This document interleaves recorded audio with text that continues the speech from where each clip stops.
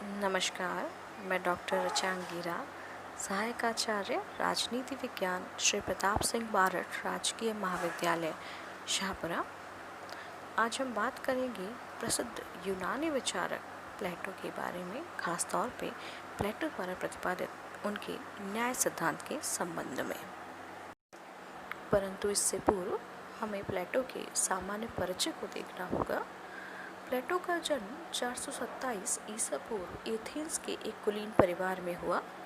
इनका वास्तविक नाम अरिस्टोक्लीस था। चौड़े कंधे होने के कारण इनके गुरु ने इनको प्लेटो नाम दिया, जिसका अर्थ अफलातून भी होता है। ये सुकरात के शिष्य थे। प्लेटो ने अकादमी नामक शिक्षण संस्था की स्थापना की, और यहाँ मुझे ये बता देना आवश्यक होगा कि इसी अकादमी के एक शिष्य अरस्तु थे, जिन्हें राजनीति विज्ञान का पिता कहा जाता है। प्लेटो ने सिसिली के राजा डियोनिसियस द्वितीय को दार्शनिक बनाने की कोशिश की, पर यह असफल रहे। अब हम बात करेंगे उनकी प्रमुख रचनाओं के बारे में। उनकी सर्वप्रमुख रचना है रिपब्लिक, जिसे ग्रीक भाषा में पॉलिटिशिया कहते हैं और जिसका अर्थ है राज्य का संविधान। इसी पुस्तक का उपशीर्षक है न्याय से संबंधित या कंसर्निंग जस्टिस। प्लेटो का मानना है कि एक अच्छा राज्य एक न्यायपूर्ण राज्य होता है, जिसमें प्रज्ञान या विवेक शासन करता है, और उनके प्रमुख ग्रंथ रिपब्लिक का यही मुख्य विषय है।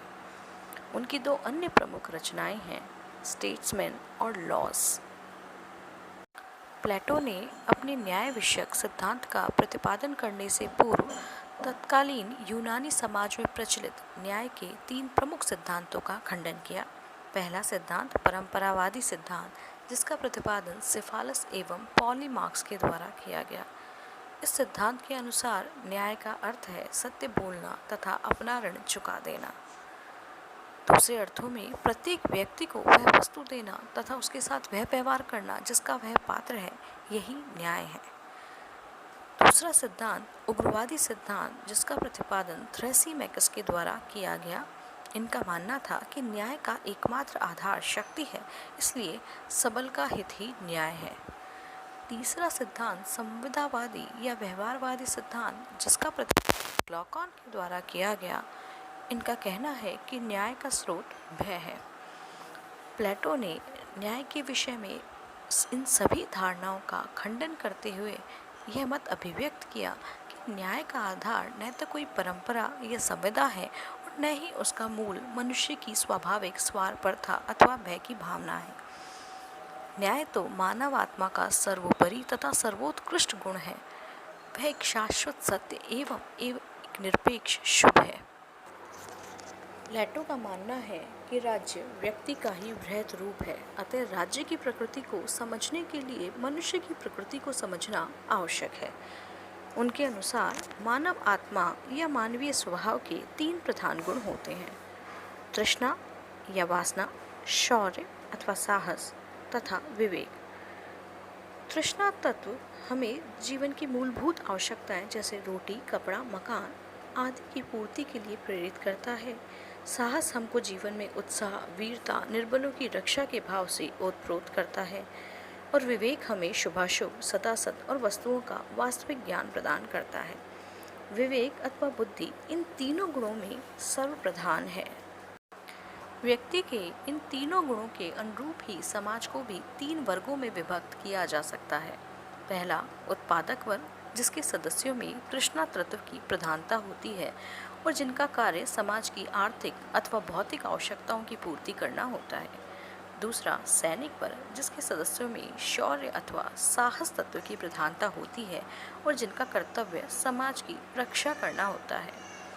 एवं तीसरा शासक वर्ग अथवा दार्शनिक वर्ग, जिसके सदस्यों में विवेक की प्रधानता होती है और जिन्हें समाज के शासन संचालन का अधिकार होता है।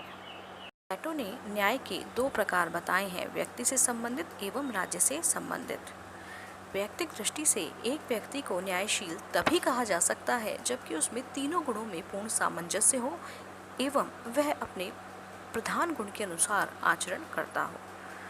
राज्य में भी न्याय की उपलब्धि तभी हो सकती है जबकि उसका प्रत्येक घटक अथवा वर्ग अपने प्राकृतिक गुण के अनुसार आचरण करे, अर्थात उत्पादक वर्ग, सैनिक वर्ग एवं शासक वर्ग अपने अपने स्वधर्म का पालन करें।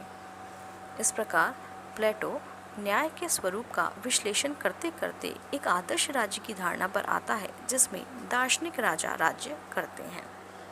हालांकि प्लेटो के इस सिद्धांत को आलोचकों द्वारा अव्यावहारिक व अवांछनीय मानकर दोषारोपण भी किया गया है, परंतु प्लेटो का यह न्याय सिद्धांत आज के न्याय सिद्धांत से बिल्कुल भिन्न एक नैतिक सिद्धांत है जो उनके आदर्श राज्य की स्थापना के लिए एक आधारशिला है। धन्यवाद।